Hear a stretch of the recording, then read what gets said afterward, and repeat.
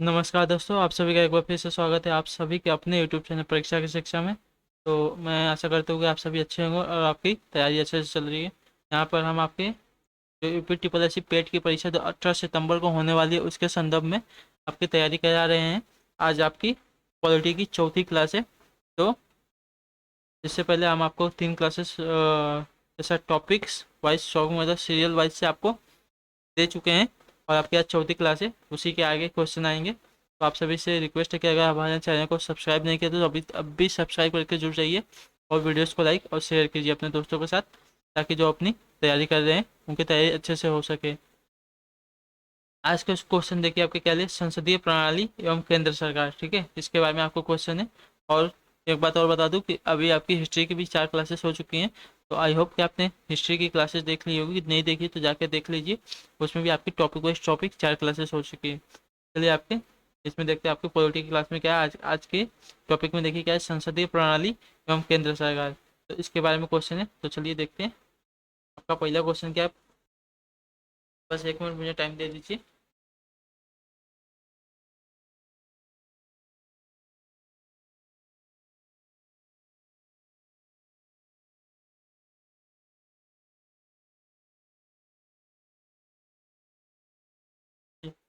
शुरू करते हैं आज की क्लास आपकी। चलिए देखिए आपका पहला क्वेश्चन है, भारतीय संसदीय प्रणाली किस देश से प्रेरित है, बताइए।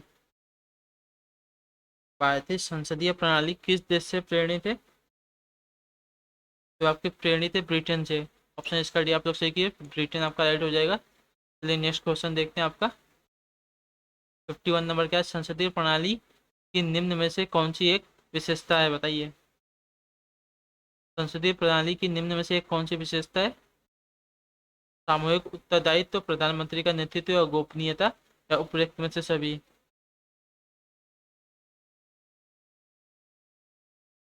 देखिए आपका सामूहिक उत्तरदायित्व, प्रधानमंत्री का नेतृत्व और गोपनीयता, ये आपका सभी सही हो जाएंगे। तो ऑप्शन नंबर इसका डी आप लोग सही कर लीजिए, संसदीय प्रणाली में ये तीनों के तीनों आपके राइट हो जाएंगे। चलिए नेक्स्ट क्वेश्चन आपका देखते हैं क्या दिया गया।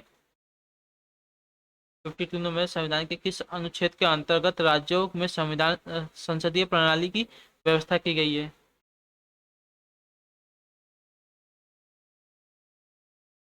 बताने की कोशिश की, इसका राइट आंसर क्या हो जाएगा, संविधान के किस अनुच्छेद के अंतर्गत राज्य में संसदीय प्रणाली की व्यवस्था की गई है?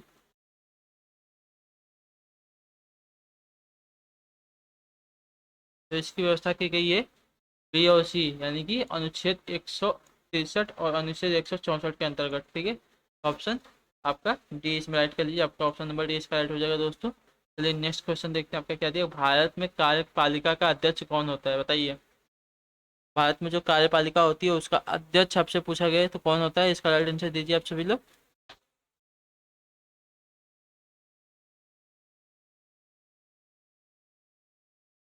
इसकी कार्यपालिका के अध्यक्ष आपके राष्ट्रपति होते हैं। तो ऑप्शन इसका ये सही कर लीजिए, जो कार्यपालिका के अध्यक्ष आपसे पूछा गया है,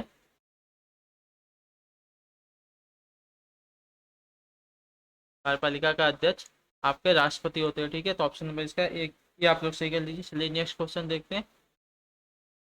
भारतीय संघ की शक्ति किस में निहित है, संसद में, प्रधानमंत्री में, राष्ट्रपति में, या मंत्रिमंडल में? तो ये इसका राइट आंसर क्या हो जाएगा, भारतीय संघ की शक्ति किस में निहित होती है? तो भारतीय संघ की शक्ति आपकी संसद में निहित होती है। तो ऑप्शन नंबर ए इसका राइट आंसर हो जाएगा, संसद। चलिए नेक्स्ट क्वेश्चन आपका देखते हैं। 55 नंबर आपसे क्या पूछा गया है।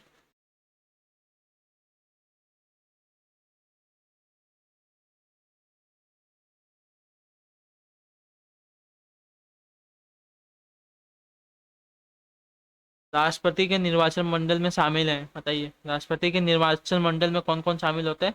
अभी तो आपका राष्ट्रपति का चुनाव भी चलने वाला है, बताइए इसका राइट आंसर क्या हो जाएगा।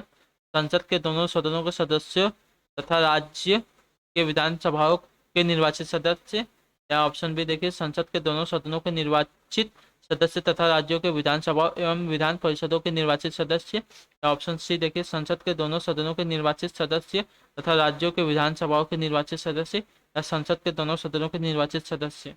तो राष्ट्रपति का निर्वाचन आपका कैसे होता है, निर्वाचक मंडल में कौन शामिल होते हैं, बताइए। तो राष्ट्रपति के निर्वाचन मंडल में शामिल देखिए कौन कौन होता है। संसद के दोनों सदनों के निर्वाचित सदस्य तथा राज्य राज्यों के विधानसभाओं के निर्वाचित सदस्य। आपका राइट आंसर हो जाएगा ऑप्शन नंबर सी, इसका राइट कर लीजिए। तो संसद के दोनों सदनों के मतलब लोकसभा और राज्यसभा के जो निर्वाचित सदस्य होते हैं तथा राज्यों की विधानसभा जो होती है उसके जो निर्वाचित सदस्य होते हैं उनके सदस्य होते हैं। ठीक है, ऑप्शन इसका ये आप लोग याद रखिएगा, ऑप्शन नंबर सी इसका राइट हो जाएगा। चलिए नेक्स्ट क्वेश्चन देखते हैं। 55 नंबर आपका क्या पूछा गया है। राष्ट्रपति पद को चुनाव संबंधी विवाद किसे किसे निर्देशित किया जाता है, बताइए। राष्ट्रपति पद के चुनाव संबंधी विवाद किसे निर्देशित किया जाता है, बताइए। इसका आंसर क्या हो जाएगा। संसदीय समिति, लोकसभा सदस्य, निर्वाचन आयोग या उच्चतम न्यायालय। तो आपका निर्देशित किया जाता है उच्चतम न्यायालय को। तो ऑप्शन नंबर इसका डी सही के लिए उच्चतम न्यायालय। राष्ट्रपति पद के चुनाव संबंधी विवाद जो है वो उच्चतम न्यायालय को निर्देशित किया जाता है। ऑप्शन में इसका डी राइट होगा। चलिए नेक्स्ट क्वेश्चन जो 57 नंबर आपका क्या पूछा गया। राष्ट्रपति पद के निर्वाचन हेतु कौन सी पद्धति अपनाई जाती है, बताइए।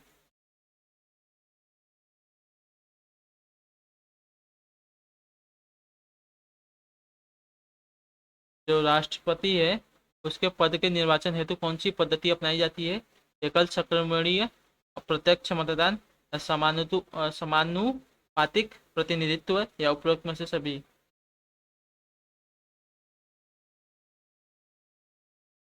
तो राष्ट्रपति पद के चुनाव हेतु देखिए कौन कौन सी अपनी नीति अपनाई जाती है, पद्धति अपनाई जाती है। एकल संक्रमणीकरण, अप्रत्यक्ष मतदान और समानुपातिक प्रतिनिधित्व। तो उपरोक्त में से आपके सभी तीनों के तीनों राइट हो जाएंगे। चलिए नेक्स्ट क्वेश्चन देखते हैं आपका क्या पूछा गया है। 58 नंबर आपका पूछा है कि भारतीय रक्षा सेवाओं का सर्वोच्च सेनापति होता है, बताइए। इसका राइट आंसर क्या हो जाएगा। भारतीय रक्षा सेवाओं का सर्वोच्च सेनापति कौन होता है। राष्ट्रपति, उपराष्ट्रपति, रक्षा मंत्री या फील्ड मार्शल।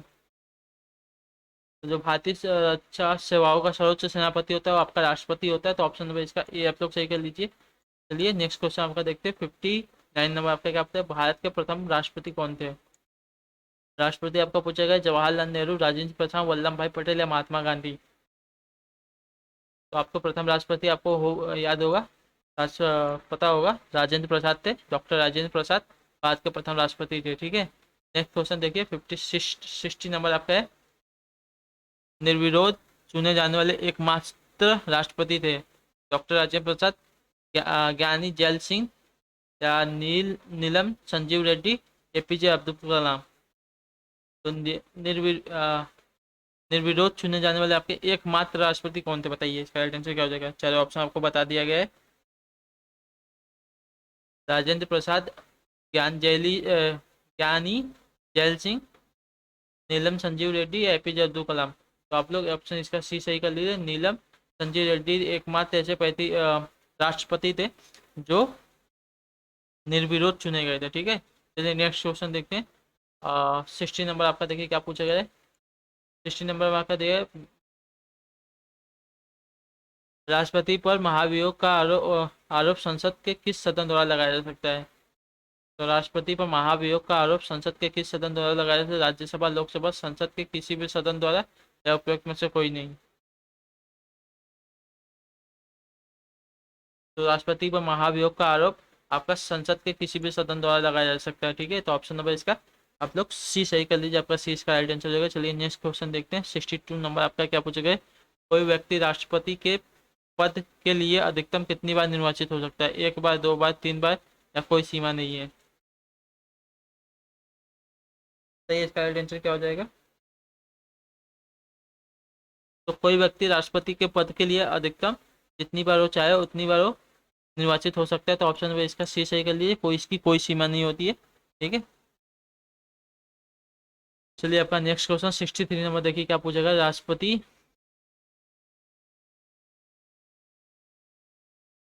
राष्ट्रपति को पद एवं गोपनीयता की शपथ कौन दिलवाता है। उपराष्ट्रपति, उच्चतम न्यायालय के मुख्य न्यायाधीश, प्रधानमंत्री या लोकसभा का अध्यक्ष।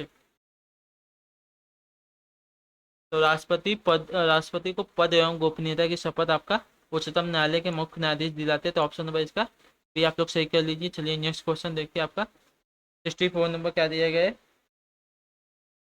उपराष्ट्रपति के निर्वाचक मंडल में शामिल होते हैं सिर्फ राज्यसभा के सदस्य, सिर्फ लोकसभा के सदस्य, या राज्यसभा एवं लोकसभा के निर्वाचित सदस्य, या राज्यसभा एवं लोकसभा के सदस्य। बताइए उपराष्ट्रपति के निर्वाचक मंडल में कौन शामिल होता है? तो यहाँ पे देखिए राज्यसभा एवं लोकसभा के सदस्य, दोनों सभाओं के सदन जो सदस्य होते हैं वो आपके वहाँ पे शामिल होते हैं राष्ट्र उपराष्ट्रपति के निर्वाचक मंडल में। अब चलिए नेक्स्ट क्वेश्चन 65 नंबर आके क्या पूछेगा, भारत के उपराष्ट्रपति को पद से कौन हटा सकता है? बताइए भारत के उपराष्ट्रपति को पद से कौन हटा सकता है? मंत्रिमंडल की सलाह से राष्ट्रपति, राष्ट्रपति की सम्मति से लोकसभा, लोकसभा की सम्मति से राज्यसभा, या राष्ट्रपति की सम्मति से राज्यसभा। तो भारत के उपराष्ट्रपति को उसके पद से कौन हटा सकता है? तो लोकसभा की सम्मति से राज्यसभा। ठीक है, ऑप्शन नंबर इसका सी सही कर लीजिए, आपका राइट हो जाएगा। जो उपराष्ट्रपति को उसके पद से लोकसभा की सम्मति से राज्यसभा हटा सकती है। ठीक है, नेक्स्ट क्वेश्चन आपका क्या पूछा गया? 66 नंबर है, राज्यसभा की बैठकों का सभापतित्व कौन करता है? बताइए राज्यसभा की बैठकों का सभापतित्व कौन करता है? राष्ट्रपति, उपराष्ट्रपति, प्रधानमंत्री, या राज्यसभा का उपसभापति। तो राज्यसभा की बैठकों का सभापतित्व आपका उपराष्ट्रपति करता है। तो ऑप्शन नंबर इसका ये आप लोग सही कर लीजिए, सॉरी ऑप्शन बी आप लोग सही कर लीजिए, ऑप्शन बी इसका राइट आंसर हो जाएगा दोस्तों। उपराष्ट्रपति राज्यसभा की बैठकों का सभापतित्व करता है। नेक्स्ट क्वेश्चन आपका 67 नंबर, किस एकमात्र उपराष्ट्रपति की मृत्यु पद पर आसीन रहते हुए हुई? बताइए मतलब पूछा गया है कि किस उपराष्ट्रपति की मृत्यु पद पर आसीन रहते हुए, मतलब अभी वो पद पर थे उसी समय उनकी मृत्यु हो गई थी। उपराष्ट्रपति कौन थे, उनका नाम बताइए। कृष्णकांत, जी.एस. पाठक, बी.डी. जत्ती, या मोहम्मद यादुल्ला।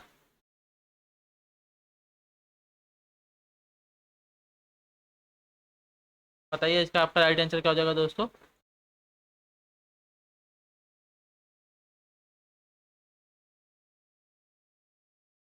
तो इसका राइट आंसर हो जाएगा श्रीकांत, सॉरी कृष्णकांत।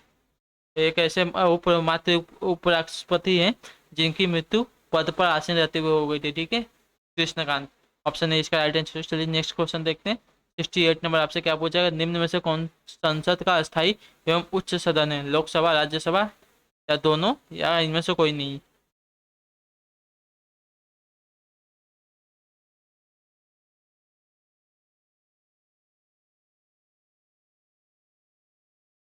तो आपका जो राज्यसभा है संसद का अस्थायी एवं उच्च सदन होता है। तो ऑप्शन इसका ये सही कर लीजिए, और राज्यसभा इसका राइट आंसर हो जाएगा। चलिए नेक्स्ट क्वेश्चन आपका देखिए क्या पूछेगा। 69 नंबर है, राष्ट्रपति द्वारा राज्यसभा में कितने सदस्यों को मनोनीत किया जा सकता है? बताइए इसका राइट आंसर क्या, 10, 11, 12, या 14?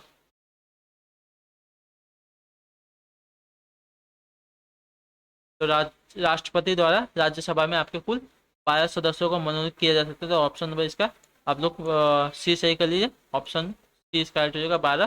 चलिए नेक्स्ट क्वेश्चन देखते हैं। 70 नंबर आपका क्या पूछा, लोकसभा एवं राज्यसभा के दो अधिवेशनों के बीच अधिकतम कितने समय का अंतर होना चाहिए? 3 महीने, 6 मंथ, 8 महीने, या 9 महीने?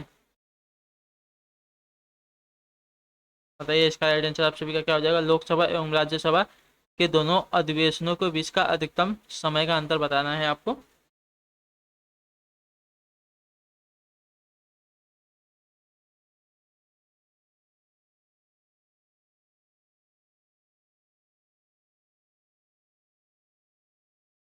तो ये आंसर आपका 6 महीने का हो सकता है। तो ऑप्शन नंबर इसका सी, सॉरी बी इसका ऑप्शन नंबर आप लोग राइट कर लीजिए। लोकसभा एवं राज्यसभा के दोनों अधिवेशनों के बीच का अधिकतम समय जो होता है उसके बीच का अंतर 6 महीने हो सकता है। ठीक है, नेक्स्ट क्वेश्चन आपका 71 नंबर देखिए क्या पूछे, कोई विधेयक धन विधेयक है, इसका निर्णय कौन लेता है? कोई विधेयक धन विधेयक है कि नहीं, इसका निर्णय कौन लेता है? प्रधानमंत्री, लोकसभा का महासचिव, राष्ट्रपति, या लोकसभा अध्यक्ष? तो इसका निर्णय आपका लोकसभा का अध्यक्ष लेता है। कोई विधेयक धन विधेयक है कि नहीं, इसका निर्णय आपका लोकसभा का अध्यक्ष लेता है। ठीक है, ऑप्शन नंबर इसका डी आप लोग सही कर लीजिए, डी एकदम इसका राइट आंसर है। चलिए नेक्स्ट क्वेश्चन 72 नंबर आपका देखिए क्या पूछेगा, संसद के संयुक्त अधिवेशन को कौन बुलाता है? बताइए राष्ट्रपति, प्रधानमंत्री, लोकसभा का अध्यक्ष, या विपक्ष का नेता। राइट आंसर क्या होगा? संसद के संयुक्त अधिवेशनों का अधिवेशन कौन बुलाता है?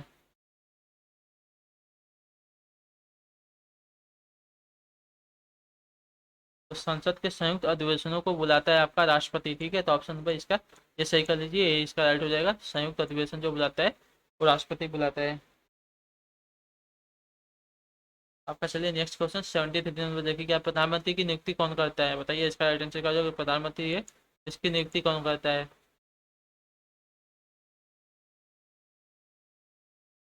लोकसभा का अध्यक्ष, राष्ट्रपति, उपराष्ट्रपति या बहुमत दल का नेता?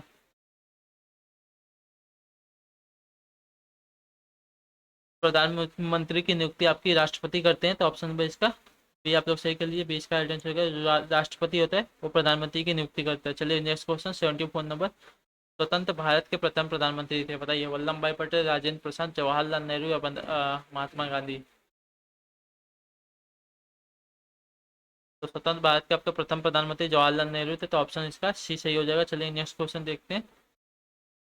प्रधानमंत्री या कोई मंत्री जो संसद के किसी सदन का सदस्य नहीं है, उसे मंत्री पद पर बने रहने के लिए कितने दिनों के अंदर संसद का सदस्य बनना आवश्यक है? आंसर दीजिए आप सभी लोग, क्या हो जाएगा? प्रधानमंत्री या कोई भी मंत्री जो संसद के किसी सदन का सदस्य नहीं है, उसे मंत्री पद पर बने रहने के लिए कितने दिनों के अंदर संसद का सदस्य बनना आवश्यक है? 3 महीना, 6 महीना, 9 महीना या 1 वर्ष?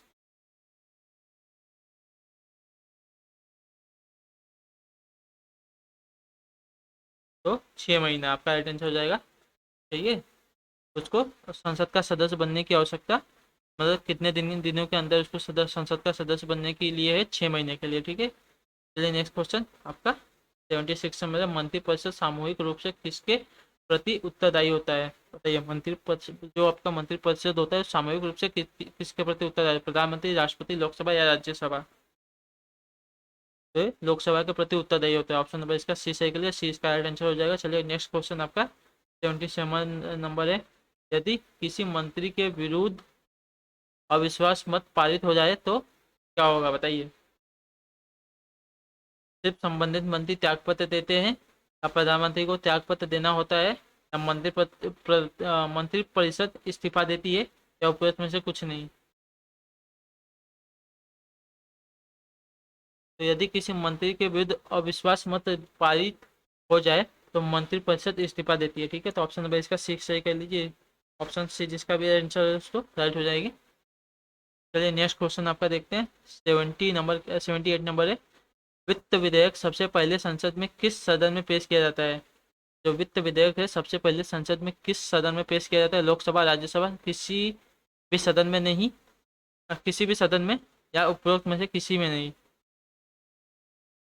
तो ये वित्त विधेयक सबसे पहले किस संसद में पेश किया जाता है? संसद के किस सदन में पेश किया जाता है? जो आपका पेश किया जाता है लोकसभा, संसद के सदन में, तो ऑप्शन नंबर इसका ए राइट कर लीजिए। चलिए नेक्स्ट क्वेश्चन देखते हैं आपका क्या पूछेगा। 79 नंबर है,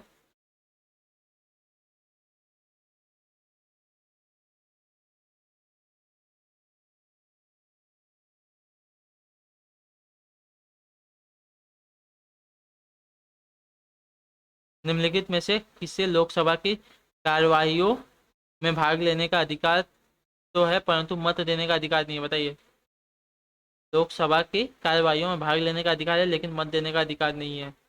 महान्यायवादी, महाधिवक्ता, विपक्ष के नेता, राज्यसभा के सभापति? तो महान्यायवादी, ऑप्शन नंबर इसका ये राइट हो जाएगा। ये लोकसभा के इस कार्यवाहियों में भाग ले सकते हैं लेकिन मत अपना नहीं दे सकते उसमें। ठीक है, तो ऑप्शन इसका ये आप लोग सही कर लिए, ये इसका राइट आंसर। चलिए नेक्स्ट क्वेश्चन है, लोकसभा का विघटन कौन कर सकता है? बताइए, तो लोकसभा का विघटन आपका कौन कर सकता है? तो आपका राष्ट्रपति कर सकता है, तो ऑप्शन नंबर इसका ए सही कर लीजिए। लोकसभा का विघटन आपका राष्ट्रपति कर सकता है। चलिए नेक्स्ट क्वेश्चन 81 नंबर है, लोकसभा का नेता कौन होता है? पक्ष का नेता, प्रधानमंत्री, लोकसभा का अध्यक्ष या गृह मंत्री? तो लोकसभा का आपका नेता कौन होता है? तो प्रधानमंत्री होते हैं आपके लोकसभा के नेता। ठीक है, ऑप्शन नंबर इसका बी सही कर लीजिए। चलिए नेक्स्ट क्वेश्चन और आखिरी क्वेश्चन है आपका, भारत के नियंत्रक एवं महालेखा परीक्षक की नियुक्ति कौन करता है? भारत के नियंत्रक एवं महालेखा परीक्षक की नियुक्ति कौन करता है? प्रधानमंत्री, गृह मंत्री, राष्ट्रपति या वित्त मंत्री?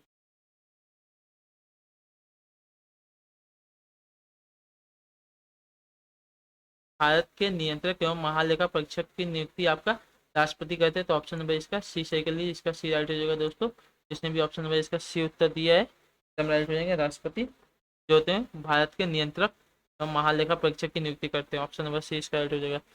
तो इसी के साथ आपकी केंद्र सरकार और संसदीय प्रणाली के क्वेश्चन खत्म होते हैं। अब आपसे हम मिलेंगे आपकी कल की क्लास में। तब तक के लिए टाटा बाय बाय, जय हिंद जय भारत। आप सभी का शुक्रिया क्लास में जुड़ने के लिए।